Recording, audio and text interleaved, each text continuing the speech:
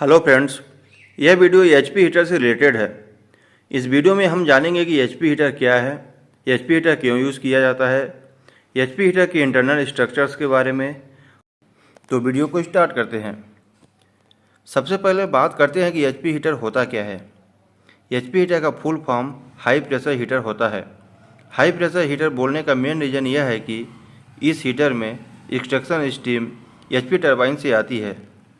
Extraction steam वह steam होती है जो स्टीम टरबाइन के किसी स्पेसिफिक पॉइंट से टरबाइन की सभी स्टेजेस से कंप्लीट एक्सपांसन होने से पहले निकाली जाती है, ताकि एचपी हीटर में आने वाले फीड वाटर को बॉयलर में जाने से पहले प्रीहीट किया जा सके और बॉयलर की एफिशिएंसी बढ़ाई जा सके।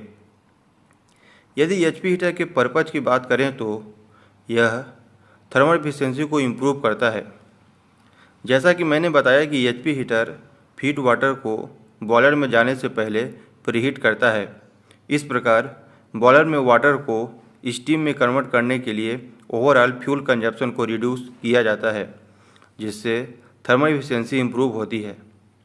एग्जाम्पल के लिए रेडिएटर का टेम्परेचर 180 डिग्री सेंटीग्रेड होता है और एचपी हीटर के आउटलेट का टेम्परेचर 250 डिग्री सेंटीग्रेड के अप्रोक्स होता है।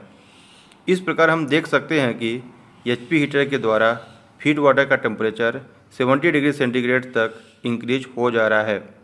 अगर हम एचपी हीटर का यूज़ नहीं करते तो 70 डिग्री सेंटीग्रेड तक टेम्परेचर राइज करने के लिए अधिक फ्यूल की रिक्वायरमेंट होती।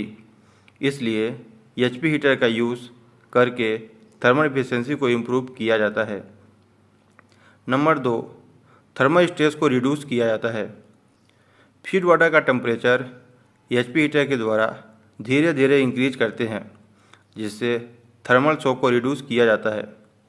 अगर एचपी हीटर का यूज़ नहीं करते तो 180 डिग्री सेंटीग्रेड का फीड वाटर बॉयलर में एंटर करता, जिसकी वजह से फीड वाटर और हॉट फ्लू गैस के बीच ग्रेटर टेम्परेचर डिफरेंस होने की वजह से थर्मल स्ट्रेस होता और इकोनोमाइजर ट्यूब का डैमेज होने के चांस बढ़ जाता।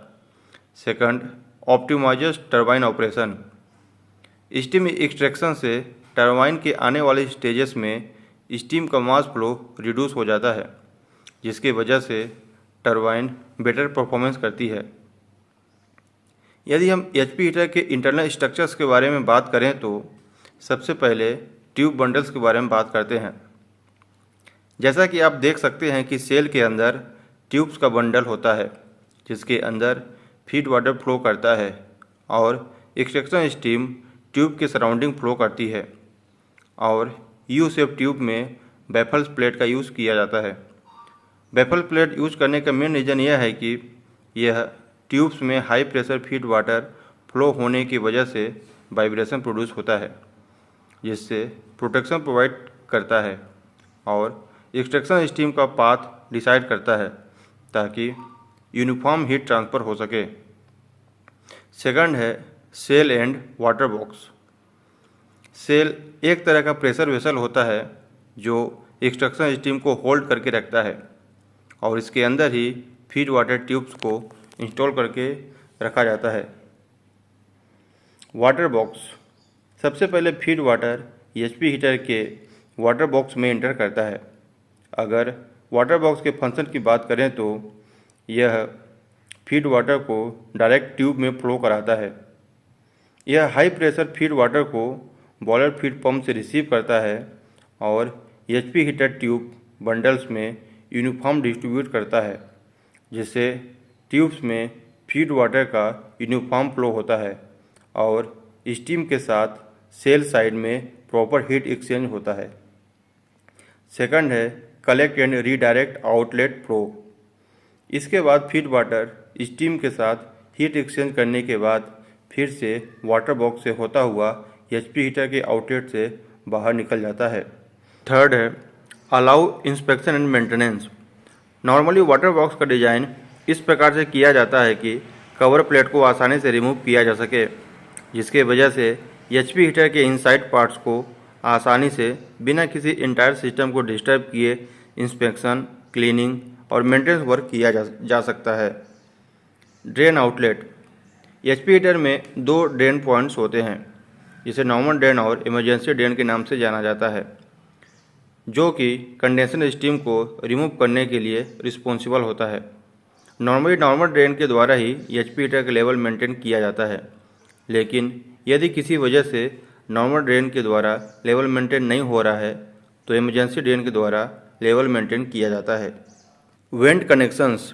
एचपी हीटर में वेंट क्रिटिकल रोल प्ले करता है। अगर वेंट के फंक्शन की बात करें तो यह नॉन कंडेंसेबल गैसेस को रिमूव करने के लिए रिस्पॉन्सिबल होता है। यह एयर के साथ साथ नॉन कंडेंसेबल गैसेस जैसे ऑक्सीजन, नाइट्रोजन और कार्बन डाइऑक्साइड को रिमूव करता है। इन गैसों को रिमूव करना जरूरी है, क्योंकि जब यह गैस हीटर के अंदर एक्यूमुलेट हो जाती हैं तो हीट ट्रांसफर एफिशिएंसी रिड्यूस हो जाती है और इसके साथ ही हीटर ट्यूब्स और पाइप में करोजन होने के चांसेस होते हैं। Startup and shutdown assistance. Startup के समय की बात करें तो वेंट के द्वारा ट्रैप्ड एयर को रिलीज किया जाता है ताकि स्मूथली स्टीम की एंट्री हो सके और प्रॉपर कंडेंसेशन हो सके। और शटडाउन के टाइम में बात करें तो यह हीटर को डिप्रेशराइज करने के साथ साथ रिमेनिंग स्टीम और गैस को रिमूव करने के लिए भी रिस्पॉन्सिबल होता है।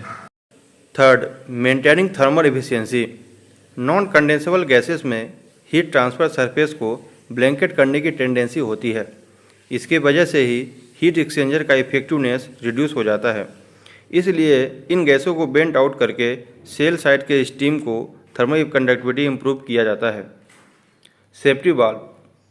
इसके अलावा एचपी हीटर में एक प्रोटेक्शन डिवाइस लगा होता है जिसे सेफ्टी वाल्व कहा जाता है।